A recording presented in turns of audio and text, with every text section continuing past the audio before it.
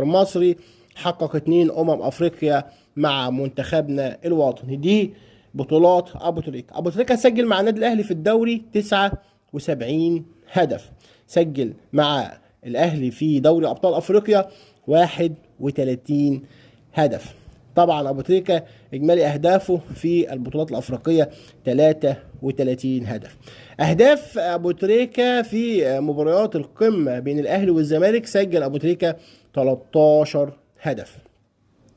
طيب في القمة في دوري أبطال أفريقيا أبو تريكة سجل 4 أهداف. أبو تريكة في كأس العالم للأندية سجل 4 أهداف. أبو تريكة ليه 38 هدف دولي مع المنتخب المصري في 100 مشاركة، هو الهداف الرابع أو الخامس تاريخيا لمنتخبنا المصري.